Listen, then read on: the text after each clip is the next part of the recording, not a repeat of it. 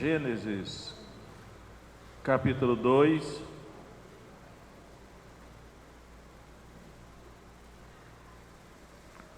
No último culto que nós realizamos aqui, nós falamos sobre tentação, né? Foi as tentações da igreja que se basearam nas tentações que Israel enfrentou no deserto. Então vamos continuar nesse mesmo tema da tentação. Desta feita, o meu título é A Primeira Tentação. Então eu falei que tem as tentações de Israel no deserto, tem as tentações do Messias, que é Jesus, capítulo 4 de Mateus e 4 de Lucas. Talvez eu vou pregar uma mensagem sobre essas tentações de Jesus aí, o Messias. Mas hoje eu quero retornar ao princípio, né? Como foi as tentações lá de Adão e Eva. Tudo começou lá, é a primeira tentação que aparece registrada na Bíblia. Portanto, lá estão todas as explicações, os ensinamentos a respeito de tentação, né? Então, como esse texto, esses primeiros capítulos de Gênesis são muito ricos em detalhes, de informações, o livro dos princípios, eu vou destacar algumas coisas sobre tentação, né? Como é que está registrado aqui na Escritura Sagrada. Então, Gênesis, capítulo 2, vamos começar no capítulo 2. Eu já vou dar por certo que Deus criou o Adão, né? Deus criou o homem é Adão. Aqui no texto, Deus criou o homem, Adão. E aí, eu vou mostrar aos irmãos como Deus providenciou alimento, comida para o Adão, né? É só o homem que está em consideração até então aqui. Então vamos ler Gênesis 2:9, diz assim: E o Senhor Deus fez brotar da terra toda árvore agradável à vista e boa para a comida, e a árvore da vida no meio do jardim, e a árvore do conhecimento do bem e do mal. Então, Deus providenciou comida para o homem. Toda árvore agradável à vista e boa para a comida. Então, Deus providenciou o jardim, e aí Ele fez brotar toda árvore que dava naturalmente fruto para o homem comer. Até então o homem era vegetariano, estritamente vegetariano, né? Se alimentar de frutos. Só que aí ele dá duas informações adicionais. Ele destaca aí, dessas árvores frutíferas que o Adão deveria comer, ele destaca duas árvores, né? Que aí cada detalhe aqui é importante, olha só. A árvore da vida no meio do jardim. Então, a árvore da vida, aí você guarda essa informação aí, porque é muito importante. Havia uma árvore no meio do jardim, e era a árvore da vida, né? A árvore da vida, no meio do jardim. E aí diz assim: e a árvore do conhecimento do bem e do mal. Então, havia duas árvores que se destacaram aqui, foram destacadas por Deus.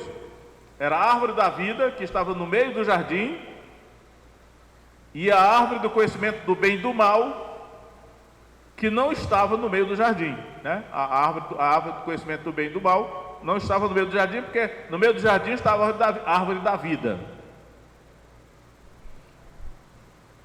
Então, primeiro ponto que eu destaco aí é o seguinte: esse que Deus providenciou comida, alimento para o ser humano. Se a gente for olhar toda a Bíblia, geralmente a tentação está muito ligada com comida.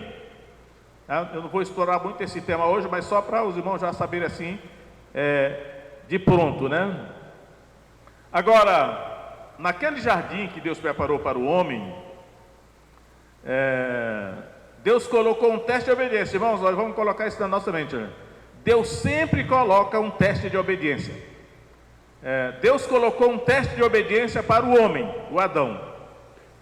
Deus sempre vai fazer isso, até hoje Ele vai fazer, né? Quando você se torna crente, pode esperar que Ele vai colocar você num teste de obediência. Ele vai proibir algo,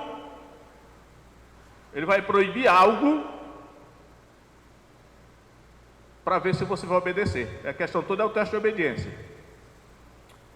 Por exemplo, vamos jogar um pouco mais para frente. José na casa de Potifar, tudo era permitido a José na casa de Potifar, lá no Egito. Mas só tinha uma coisa que ele não podia, era só uma proibição. Qual era? A mulher de Potifar. Estava lá. E aí, ela bem que tentou, né? Mas o José passou do teste de obediência. Agora aqui, Deus providenciou um teste de obediência para o homem, o Adão. Adão aqui é o homem, né? Vamos para o verso 16, Gênesis 2,16, olha só. E ordenou o Senhor Deus ao homem, dizendo: de toda árvore do jardim comerás livremente. Irmãos, veja só, observe os verbos, né? Nós estamos numa geração muito, eu estou sempre dizendo isso lá em casa, nós estamos numa geração muito prejudicada.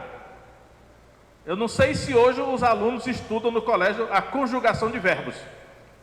Se a pessoa não observar a conjugação dos verbos, não vai entender a Bíblia, e Satanás vai levar vantagem sobre você, porque Satanás conjuga muito bem os verbos.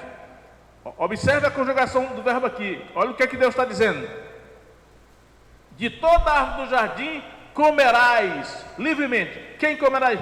Tu comerás. Está no singular, Deus está falando só com Adão. Adão, de toda árvore do jardim, Adão, tu comerás livremente. Toda árvore. Aí ele vai botar aqui o teste para o Adão, o teste de obediência. Aí, verso 17: mas da árvore do conhecimento do bem e do mal, dela não comerás. Novamente o verbo está no singular. Tu não comerás, Adão, porque no dia em que tu dela comeres, certamente morrerás, Adão. Tu morrerás. Está tudo no singular, porque ele está falando só com Adão, só com o homem. Agora observam que agora nessa restrição que Deus colocou aqui para o Adão, ele não falou da árvore da vida, ele não falou nada sobre a árvore da vida. Ele só disse: olha, a única árvore do jardim, Adão, que você não pode comer, é da árvore do conhecimento do bem e do mal. Nós não sabemos que tipo de fruto, ou fruta, é que a árvore da vida dava, não sabemos. Nem sabemos qual era o tipo de fruta que a árvore do conhecimento do bem e do mal dava, nós não sabemos, porque a Bíblia também não diz, né? Então, o princípio da tentação, irmãos. Quando você se torna crente, Paulo vai dizer assim, depois assim, olha, todas as coisas me são lícitas, mas nem todas as coisas convêm. Todas as coisas me são lícitas, mas eu não me deixarei dominar por nenhuma delas. O que é lícito para o cristão? Ele diz todas as coisas, mas eu não vou usar dessa liberdade para coisas que não me convêm. E aí na vida de cada um de nós aqui vai ter pelo menos uma coisa que nos é proibido tocar, que é o teste de obediência, que Deus sempre nos coloca no teste. A coisa que Deus quer é obediência, porque o pecado foi desobediência, né? Então, teste de obediência. Está aqui o Adão. Adão, pode comer de toda a árvore, caju, manga, abacate, melancia, você pode comer tudo isso aí, mas dessa árvore aqui, do conhecimento do bem e do mal, tu não poderás comer, porque no dia em que dela comeres, certamente morrerás. Eu lembro que um dia um rabino judeu foi lá no seminário, e ao ler esse texto ele disse, no hebraico ele disse, morrerás.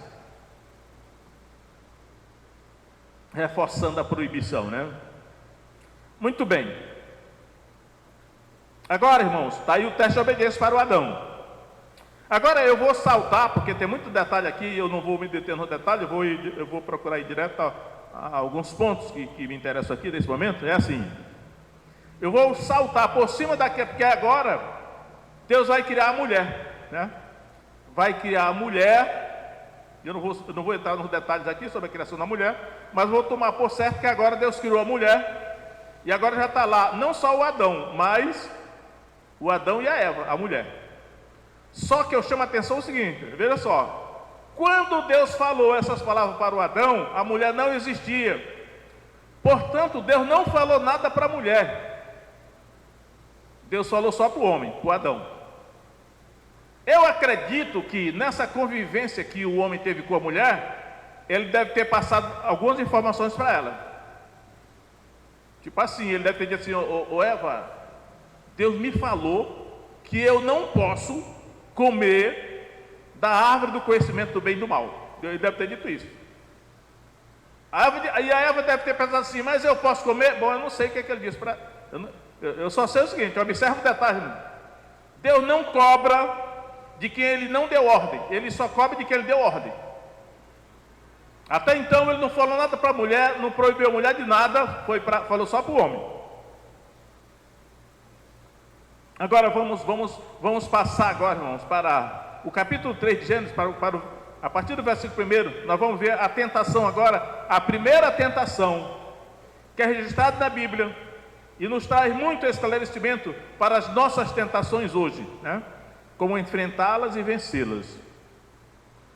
E aí vem, Gênesis capítulo 3. Ora, a serpente era, aqui tem uma questão aqui está assim, era mais astuta que todas as alimárias do campo. Só que em outras versões, melhor do que essa que eu tenho na minha casa, eu consulto várias versões, que eu acho que a versão mais correta é: a serpente era a mais astuta das alimárias do campo. Alimárias aqui, irmãos, porque Deus criou animais domésticos, cachorro e gato são domésticos, né? Deus criou animais selvagens, Deus criou aves do céu e répteis. E tem os peixes do mar também, né? Mas aqui a alimária era animal selvagem. Então o que o texto está dizendo é o seguinte: olha, a serpente era a mais astuta das alimárias do campo. Era dos animais selvagens, o mais astuto, o mais esperto era a serpente. Porque tem animais selvagens como o leão. Ele disse aqui, olha, a serpente era mais esperta do que o leão. A serpente era mais esperta do que o leopardo. Aí eu digo para vocês aqui, olha, os animais têm inteligência. Só que a inteligência dos animais é limitada, é menor do que a inteligência dos humanos. Nós sabemos que tem animais mais inteligentes que outros, né? Lá em casa tem cachorro e gato. A gente percebe lá em casa que tem, por exemplo, tem um cachorro lá que é muito inteligente. A gente já percebe que o outro não é tão inteligente, né? O outro já é uma inteligência menor. Lá em casa tem 2 gatas e um gato. Eu tenho a impressão que aquele gato é mais inteligente que as 2 gatas. Então, eles não são tão inteligentes quanto os humanos, mas eles têm inteligência. Aí o que acontece? Dentre os animais que Deus criou, a serpente era o mais astuto dos animais selvagens que Deus criou. Só que é o seguinte, a serpente aqui ela não tinha a forma que tem hoje, porque quando a serpente aqui é cobra, né? Cobra, ofídio. Mas as serpentes que nós conhecemos hoje, antes do pecado, ela tinha outra forma. Ela não tinha essa aparência que tem hoje. A aparência que ela tem hoje foi por causa de castigo. Mas dizem os historiadores que a serpente, alguns acham que a serpente voava, né? Entre os astecas do México, por exemplo, existe uma cultura de dizer que eles adoravam um deus chamado Tetzalcoatl, a serpente alada. Eles adoravam a serpente alada. Na história dos povos antigos sempre há uma menção de uma serpente alada, uma serpente voadora. Uma serpente voadora a gente conhece mais como dragão. Eu não sei se hoje existe dragão, mas em toda a Bíblia o dragão é mencionado. E eu sempre vejo dragão nos filmes como tipo uma serpente alada. Ela tem patas, né? As patas dela como de águia, tem parte de leão, mas a serpente que ele está falando aqui não era igual a esse animal repelente, rastejante, que nos dá asco e medo, né? Não era assim que ela era. Aí nós temos que entender o seguinte, irmãos, olha só. Por que será, e eu estou sempre dizendo isso para os irmãos aqui, olha. Por que será que Satanás, que é um espírito, ele observou todos os animais ali E ele falou assim: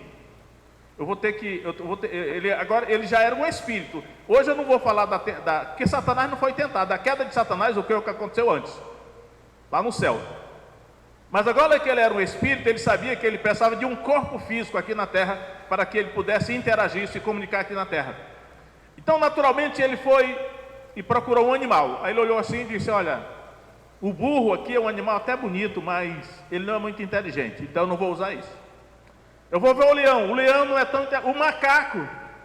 O macaco é cheio de macaquice, mas ele não é tão inteligente como eu quero. Aí ele observou a serpente. Ele disse: olha, a serpente é muito inteligente. Vem a outra coisa que chama-se fábula. Será que a serpente falava? Ou será que os animais falavam? Não sei. Mas nas fábulas, que são chamadas de fábulas, são aquelas histórias de conto de fada em que os animais falam. Se a serpente falava ou não, Deus deu o dom de falar para ela, não sei. A Bíblia também não diz, né? Mas sabemos que a jumenta de Balaão falou.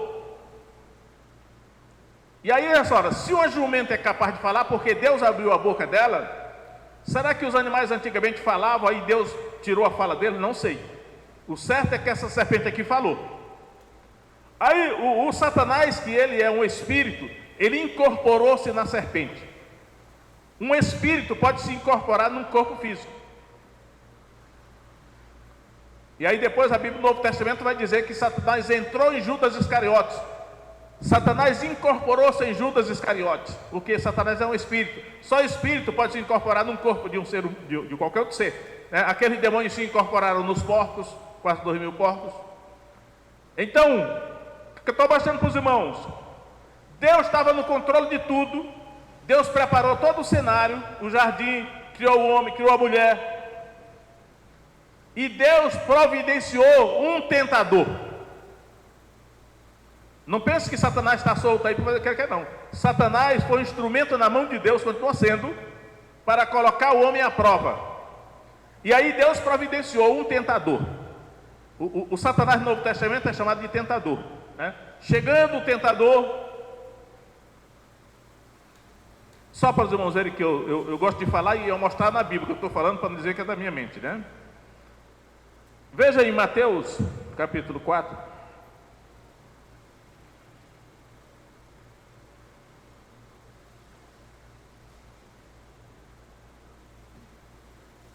Mateus capítulo 4, verso 1. Olha a redação na tentação de Jesus aí. Olha só. Mateus capítulo 4, verso 1. Então foi conduzido Jesus pelo Espírito ao deserto para ser tentado pelo diabo.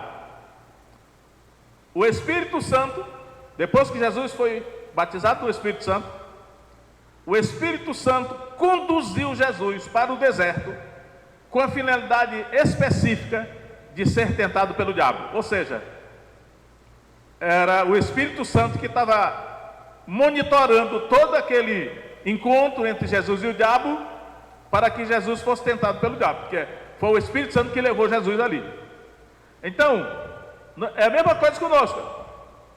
Deus nos coloca todos à prova, e Satanás e os demônios são usados para nos levar ao local da prova, para ver se nós vamos ser aprovados ou não. E aí, nesse caso lá do Jardim do Éden, Satanás, que é um espírito, já é um espírito, ele incorporou-se na serpente. E aí, eu digo, a serpente falou com Eva. Às vezes eu tenho a impressão que a serpente falava, porque se ela não falasse, a Eva teria tomado um baita susto, né? Peraí, tem um animal, se algum animal começar a falar comigo, eu vou me assustar, peraí. O que esse animal está falando? O animal não fala. Mas no caso, a serpente falou com Eva, e parece que ela não se admirou de nada. Parece que era comum, era normal a serpente falar. A outra coisa que eu comecei a falar para os irmãos é o seguinte: por que será que Satanás escolheu o animal mais esperto, mais astuto, Por isso que lá no Novo Testamento Jesus vai dizer assim: sede prudentes como as serpentes e simples como as pombas. Irmãos, aqui é um princípio espiritual. Satanás é seletivo. Se ele vai usar um animal, ele vai usar o animal mais astuto, mais esperto. E aí durante muito tempo eu pensei que astuto era o diabo, mas depois eu percebi que não é o diabo que é o astuto aqui. Quem era astuto era a serpente, era o animal que era astuto. E Satanás então usou as características intelectuais do animal para a sua finalidade. Eu sempre digo assim: Satanás observa a raça humana. Aí ele olha assim e diz: essa pessoa aqui é muito burra, não posso usar ela não, porque ela é muito burra. Aquela pessoa ali é muito feia, também não dá para usar não. Aquela ali quer mais algum defeito aí? Não sei. Ele procura as pessoas mais qualificadas. Essa pessoa que é muito inteligente, eu vou usar essa daqui. Eu vou usar a inteligência dela em meu favor. Essa daqui é muito esperta, porque a esperteza é diferente de inteligência. A esperteza, percebeu, eu sou estudioso da personalidade humana. A esperteza já nasce com a pessoa, é do temperamento. A esperteza, a pessoa já nasce esperta. Outras já nascem ingênuas. Aí o Satanás olha assim, eu acredito que ele vai usar o mesmo princípio. Olha. Eu vejo que essa pessoa aqui ela é muito esperta. Eu vou usar essa daqui. Eu vou usar a esperteza dela. Não é que Satanás seja esperto não, porque ele vai usar as qualidades da pessoa que ele quer usar. Então as pessoas mais bem dotadas, mais capacitadas, elas são mais objeto de serem instrumentalizadas pelo diabo, porque ele já fez essa escolha lá no jardim para usar a serpente. Agora vamos ver como é que se deu a tentação, irmão. E o princípio está lá. O livro de Gênesis é o livro dos princípios, né? Tudo começou lá. E lá Deus deixou os ensinamentos para a gente entender e combater essa questão da tentação. Vamos voltar lá para Gênesis capítulo 3. Olha só. A primeira vez que Satanás fala na Bíblia é aqui. É a primeira fala de Satanás em toda a Bíblia. Olha o que ele disse para a mulher. 3:1, parte B. E esta disse à mulher: é assim que Deus disse: não comereis de toda a árvore do jardim? Isso aqui foi o princípio da tentação que o Satanás usou para a mulher. Começa assim, irmão. Por que o Satanás não falou para o homem? Afinal ele tinha escolhido a serpente porque a serpente era mais astuta. É claro que ele observou atentamente o homem e a mulher. Ele resolveu lançar a tentação na mulher por algum motivo. Será que ele percebeu que a mulher, e eu estou falando aqui de Eva, ela era mais suscetível de ser enganada e seduzida? Vamos ver o que ele disse aqui, olha só. Olha o que Satanás disse. É assim que Deus disse: não comereis de toda a árvore do jardim. Observe, por isso que eu falei do verbo, olha aqui. Deus falou para o Adão. Deus não falou não para a mulher, Deus falou para o Adão: desta árvore tu não comerás, porque no dia que tu dela comeres, certamente tu morrerás. Agora a serpente, agora incorporada por Satanás, vamos estar aqui, né? Ele mudou o verbo, ele não disse assim: comerás, ele falou para Eva. Foi assim que Deus disse: não comereis. O verbo aqui agora está no plural. Não comereis significa o homem e a mulher juntos. Não comereis de toda a árvore do jardim. Se a gente voltar, Deus tinha dito assim, olha, verso 16: de toda a árvore do jardim comerás livremente. De toda a árvore do jardim comerás livremente. Deus tinha dito a Adão. Agora a serpente o diabo chega para a mulher e diz: foi assim que Deus disse: não comereis de toda a árvore do jardim? Foi uma pergunta. Então você vê que a tentação pode vir na forma de uma pergunta. E ele mudou o verbo, não comereis. Deus não tinha dito comereis, porque ele falou só com o homem, ele disse não comerás. Se a Eva fosse esperta como a serpente, ela teria dito assim: espera aí, Satanás, quero te dizer um negócio. Para mim Deus não falou nada. Tu quer saber o que Deus falou? Pergunta ao meu marido, porque foi para ele que Deus falou. Mas eu acho que mesmo sem pecado, sendo inocente, talvez o Adão e Eva era como que tipo uma criança inocente, né, que não tinha malícia, uma certa ingenuidade até.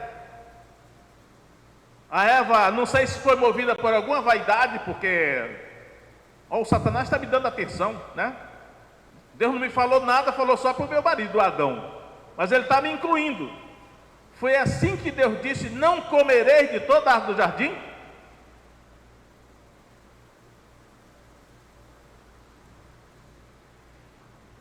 A tentação, Satanás lançou a tentação. Tem alguém lhe fazendo alguma pergunta por aí? Tipo assim: a tua igreja não deixa tu ir fazer tal coisa, não? A tua igreja te proíbe, é? Quando Satanás perguntar isso a você, você diz assim: olha, não é a minha igreja, que a minha igreja não tem autoridade para proibir nada. É a Escritura, a palavra de Deus infalível, a autoridade de Deus. É Deus da Escritura que fala, não é a minha igreja. Porque a minha igreja pode errar na interpretação da Bíblia, mas a Escritura é a palavra de Deus. E eu sei que o diabo gosta de jogar essas coisas por aí, né? Ah, tu não pode tal coisa que a tua igreja proíbe, é? O teu pastor proíbe? Meu irmão, o meu pastor não me proíbe nada, porque o meu pastor só ensina o que está na Escritura, porque o meu pastor é um homem falível, não tem autoridade para proibir nada, mas ele ensina a Escritura. A Escritura é a autoridade de Deus. Se eu desobedecer a Escritura, estou desobedecendo o mandamento de Deus e vai ter consequência. Agora Eva, né, na sua inocência, ela pegou corda. Eu ia dizer pegou corda, mas hoje parece que pegou ar. Hoje eles falam assim, pegou ar, né? Eu estou vendo que alguns YouTube estão dizendo assim, pegou ar. A Eva pegou ar aqui. Aí diz aqui, olha, ao verso 2: a mulher respondeu e disse assim: e disse a mulher à serpente. Olha a resposta de Eva para a serpente: do fruto das árvores do jardim comeremos. Está certo o que ela falou? Tá. Aliás, não está muito certo pelo seguinte, porque ela já se incluiu no plural aqui, né? Comeremos. Só que Deus não falou nada para ela, falou só para o Adão. Ela podia ter assim: olha, o serpente, eu sei que Deus proibiu para o Adão comer. Agora, para mim ele não falou nada. A não ser que o Adão tenha dito assim em secreto, que não está na Bíblia isso, né? Ô Eva, Deus me proibiu comer. Tu está incluída nesse mandamento aí, mas só que isso não está na Bíblia, né? A gente pode só deduzir, supor. É uma hipótese só, né? Mas a Eva pegou corda. Vou usar pegou corda, estou mais acostumado com pegou corda, né? Diz assim: do fruto das árvores do jardim comeremos. Ela já embarcou na tentação, né? Verso 3: mas do fruto da árvore que está no meio do jardim, disse Deus: não comereis dele, nem nele tocareis, para que não morrais. Eu pergunto, irmãos, qual era a árvore que estava no meio do jardim? A árvore da vida. Está lá no verso 9, parte B, ó. E a árvore da vida no meio do jardim, e a árvore do conhecimento do bem e do mal. Então, a árvore que estava no meio do jardim era a árvore da vida. Deus não falou nada sobre essa árvore, mas a árvore do conhecimento do bem e do mal, Deus tinha proibido para o Adão. Agora a Eva embarcou nessa canoa furada aí e disse: olha, da árvore que está no meio do jardim, Deus disse: não comereis dele. Então ela já se enganou aí, porque Deus não proibiu. Deus não proibiu comer da árvore da vida, não proibiu Adão.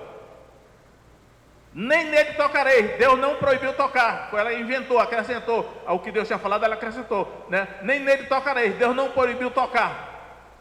Aí, para que não morrais. Deus não disse para que não morrais, Deus disse: certamente morrerás. Então a Eva foi caindo na tentação,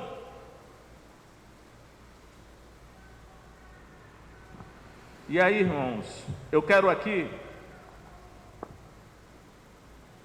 explorar um pouco esse princípio que aparece aí, olha. O princípio é esse, olha. Não acrescente nada ao que Deus disse, mas também não tire nada do que Deus disse, porque as duas coisas estão proibidas na Bíblia. E aí vem uma questão aqui, aí a igreja toda tem que tomar cuidado com isso, né? Porque eu observo que muitas vezes alguém cita as palavras de Deus de cabeça, e às vezes por esquecimento. Eu até já fiz isso, eu não gosto de citar de cabeça as palavras de Deus, porque eu posso me equivocar, citar erradamente. Então gosto de ler no texto e observar os detalhes, porque senão a igreja vai fazendo uma série de coisas, mas não confere no texto da Escritura para ver se foi isso mesmo que Deus falou. Então vamos lá, Deuteronômio capítulo 4. Veja que o livro de Deuteronômio, que isso aí é o fecho da Torá, a lei que os judeus conheciam assim, né? O quinto livro de Moisés é o fecho da Torá. Os 5 livros de Moisés, Deuteronômio capítulo 4, está essa proibição aí pela boca de Moisés, né? Olha só, Deuteronômio 4, 2: não acrescentareis a palavra que eu vos mando, nem diminuireis dela, para que guardeis os mandamentos do Senhor vosso Deus, que eu vos mando. Esse é o fecho da Torá, é o livro de Deuteronômio. É a segunda lei, ou repetição da lei, né? Agora, o fecho da Escritura do Novo Testamento, Apocalipse, capítulo 22. Apocalipse, capítulo 22. Aqui está mais específico, que aqui é o fecho da revelação do Novo Testamento. Por isso que Apocalipse significa revelação. É o último capítulo. Apocalipse 22, 18. Diz assim: porque eu testifico a todo aquele que ouvir as palavras da profecia deste livro, que se alguém lhes acrescentar alguma coisa, Deus fará vir sobre ele as pragas que estão escritas neste livro.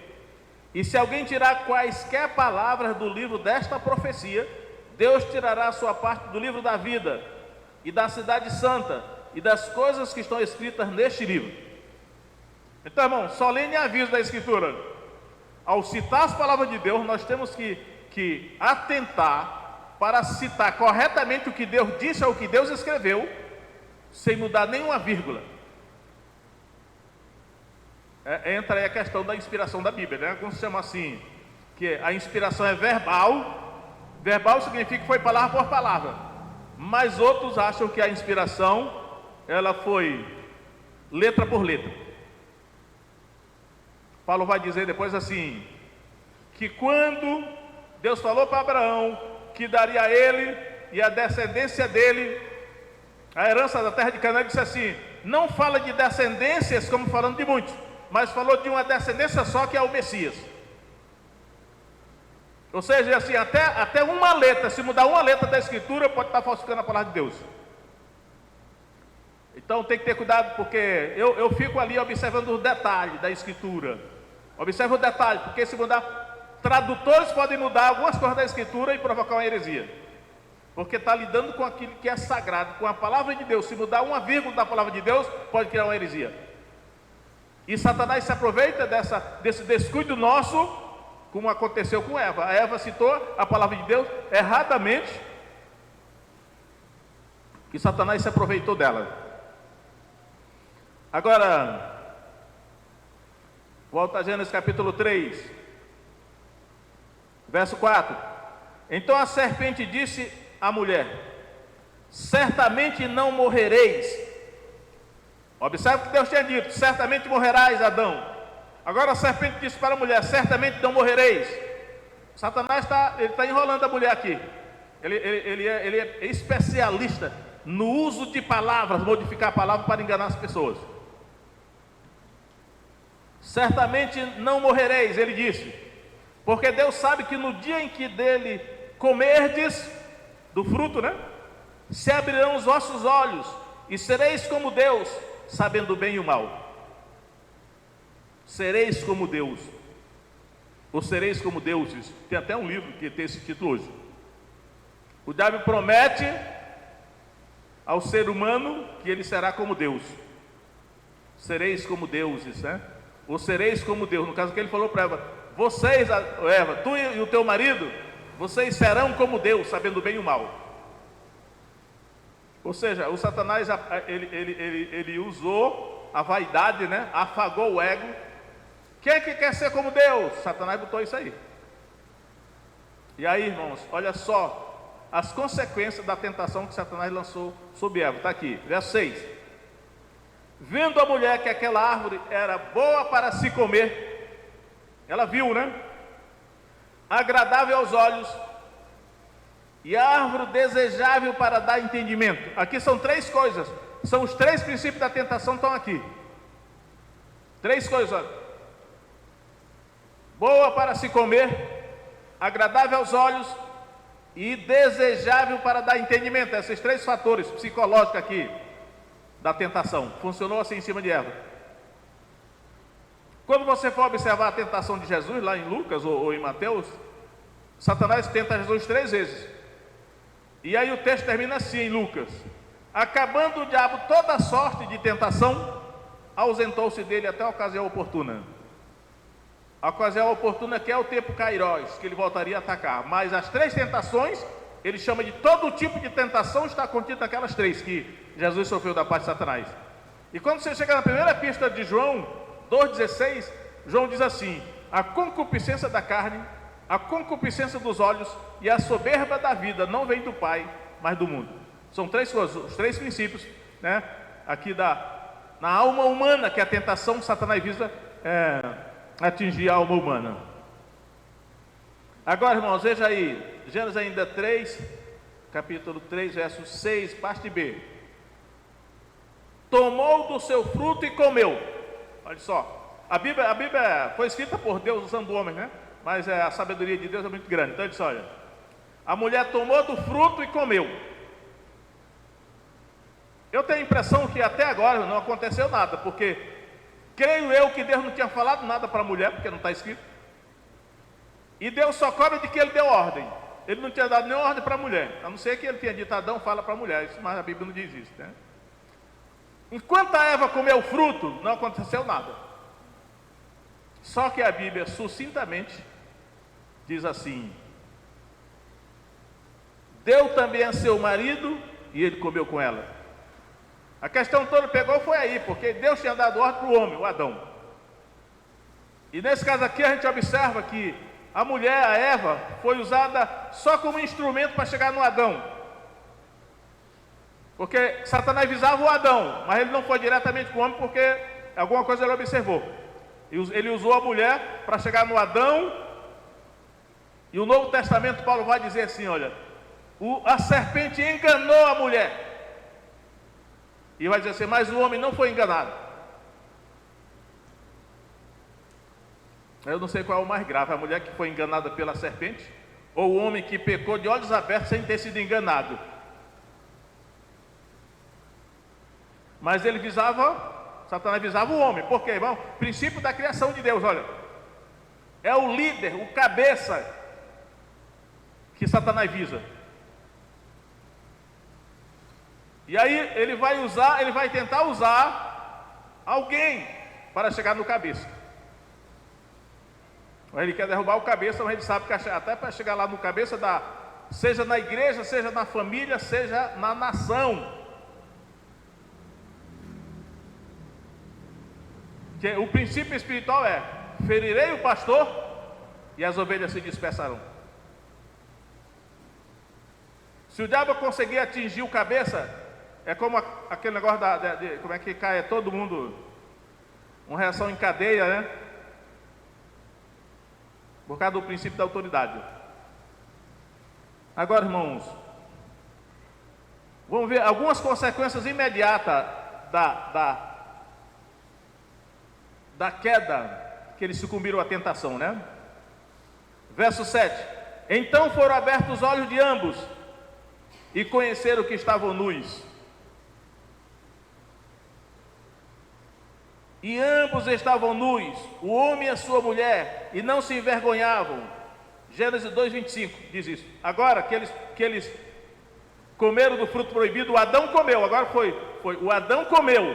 Agora, então foram abertos os olhos de ambos e conheceram que estavam nus. Entrou a vergonha. A primeira coisa que entrou foi a vergonha.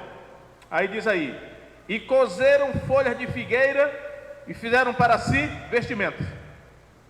Aí eles tentaram cobrir a nudez deles, né? Porque agora viram que estavam nus. Você já viu algum cachorro com vergonha por estar nu? Já viu algum gato com vergonha por estar nu? Cavalo, vaca? Não, né? Porque eles não têm vergonha. Mas o ser humano tem, né? Nós, ser humano, temos vergonha. Está nu, para ficar envergonhado, tenta cobrir as partes pudendas, né? E foi o que eles tentaram. Mas aí eu vou saltar mais para o versículo 10, verso 10. Porque Deus foi atrás do Adão, e ele disse...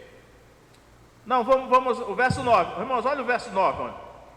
E chamou o Senhor Deus a Adão e disse, onde estás? Olha só. Deus não falou assim, Adão e Eva, onde vocês estão? Nós temos que atentar para o texto. Não importa se a nossa cultura, a nossa tradição, né, já nos condicionou de tal maneira que tem que incluir a mulher nesse negócio aqui, mas nós estamos lidando com a Escritura. A Escritura está mostrando aqui, nesse caso, que Deus não chamou os dois. Adão e Eva, onde é que vocês estão, Adão e Eva? Não, ele chamou só o homem. Irmão, não adianta se iludir, olha, no final, Deus vai chamar um só, para prestar conta. Aí eu digo sempre, na família vai ser o homem, na igreja vai ser o pastor, no estado vai ser o governador, ou o presidente. Então está aqui, Deus disse, olha, Adão, onde estás? O verbo de novo, ele diz assim, onde vocês estão? Não, onde tu estás, Adão? Ele chamou só o Adão. Aí o Adão disse, olha, ouvi a tua voz soar no jardim e tive medo, porque estava nu e escondi-me. Aqui está temi, né? Tive medo. Irmãos, olha, a primeira vez que a palavra medo é mencionada na Bíblia. Ou seja, vamos transferir para hoje. Conclusão, o medo é sinal da ausência de Deus na nossa vida. O medo é sinal que Deus não está conosco. O medo é que nós nos afastamos de Deus. O medo é que Deus não está conosco. Isso é natural no ser humano, porque Deus criou o ser humano para ter comunhão com Ele. Quando o ser humano se aparta de Deus, ou Deus se aparta dele, o espírito de medo, porque medo é um espírito, se apodera dele.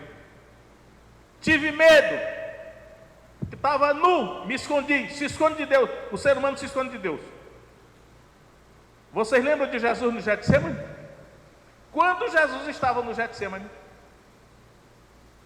a Bíblia diz, o Evangelho diz que Jesus ele começou a ter pavor e a angustiar-se. Um medo intenso se apoderou de Jesus. Aí, um anjo foi mandado para confortá-lo.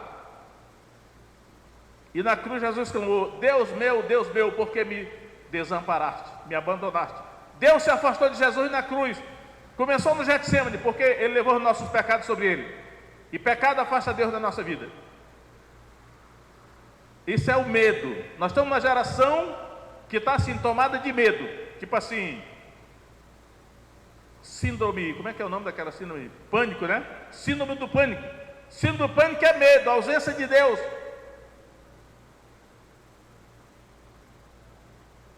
Quero ver se algum psicólogo vai me contestar nisso aí, né? Isso aqui é espiritual. É a Escritura, a autoridade da Escritura.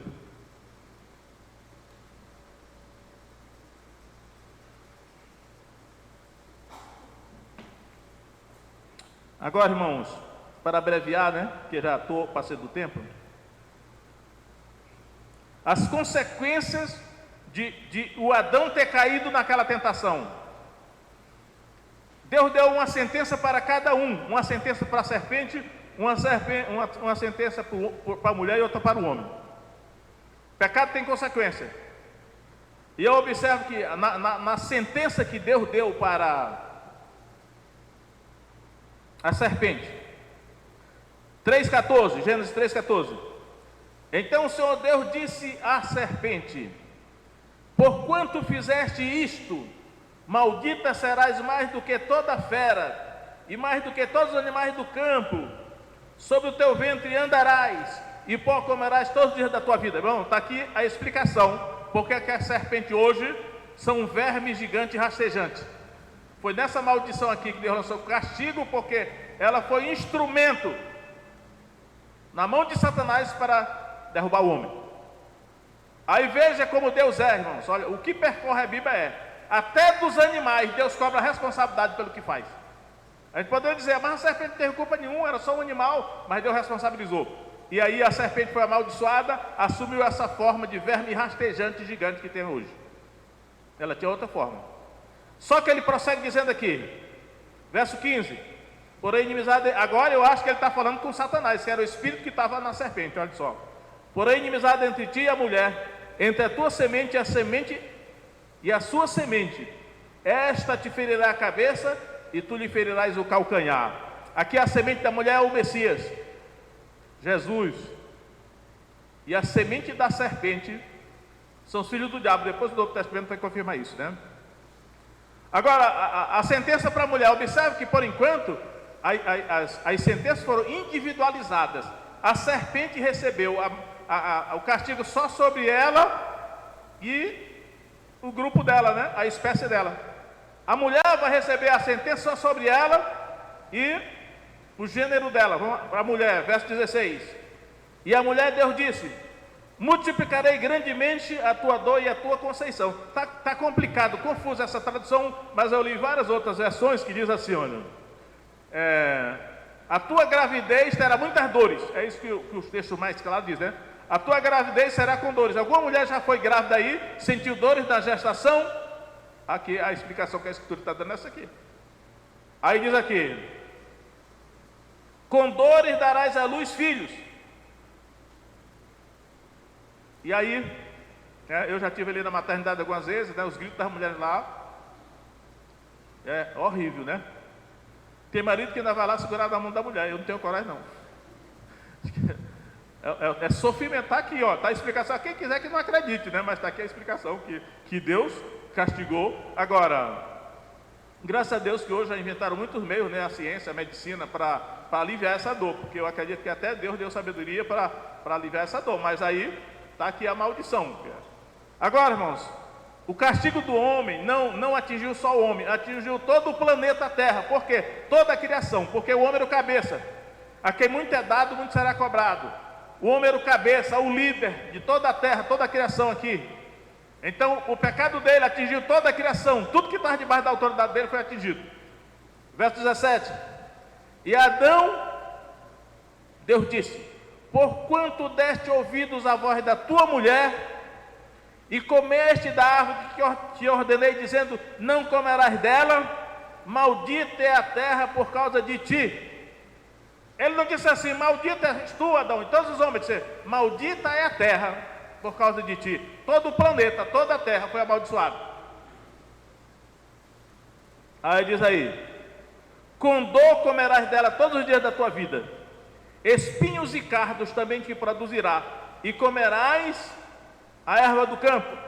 No sol do teu rosto comerás o teu pão, até que te tornes a terra, porque dela foste tomado, porquanto és pó, e em pó te tornarás. Então está aí a consequência de Adão ter cedido à tentação que Satanás lançou contra ele por meio da mulher. Agora, eu quero mostrar aos irmãos um texto do Novo Testamento que mostra que o princípio continua existindo.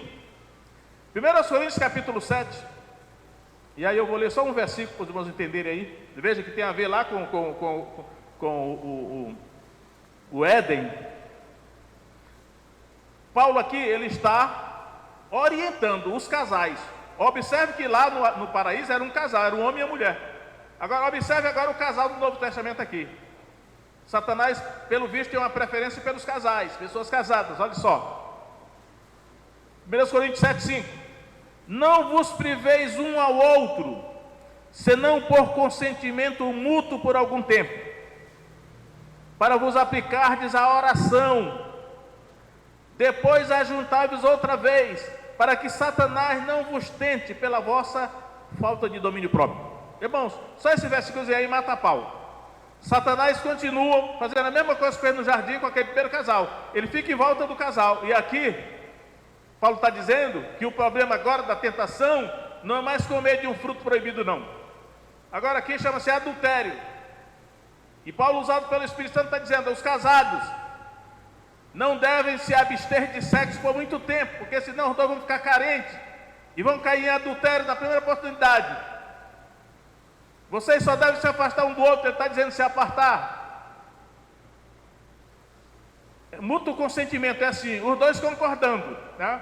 Olha, vamos passar essa semana, né, nos abstendo. Se um disser eu não quero não, então não pode, tem que ser os dois concordando. Mas aí, se eles passarem muito tempo para desfazer, por pouco tempo, para que Satanás não vos tente pela vossa falta de domínio próprio ou incontinência. Domínio próprio é um fruto do Espírito Santo. E essa oração é que enfraquece a tentação, traz o fruto do Espírito. E aí, irmãos, eu não sei quantos casais aí, na minha condição de conselheiro pastoral, aconselhamento pastoral, eu digo: olha, pode ser que alguém, diz assim: a pior coisa que tem no casamento é o sexo, não aguento mais, não sei o que, a pessoa só quer saber de sexo, não sei o que. Não estou dizendo isso, eu já li isso por aí, né? Irmão, olha, cuidado com esse negócio aí, porque Satanás está nesse meio aí. Os dois que casaram, que já se acostumaram a fazer sexo, se abstiverem por muito tempo, vão ficar carentes e vão cair em adultério, que é o que Satanás quer. Então agora aqui, a tentação já não é mais comer do fruto proibido, agora é adultério. Para destruir a família, destruir o casamento, trazer maldição nos filhos, aí Satanás está aqui. E para concluir mesmo, irmãos, Lucas capítulo 22, quando Jesus está no Getsemane, ele vai dizer como resistir à tentação, né? Termino com esses dois versículos aqui. Olha só, Lucas 22, 40.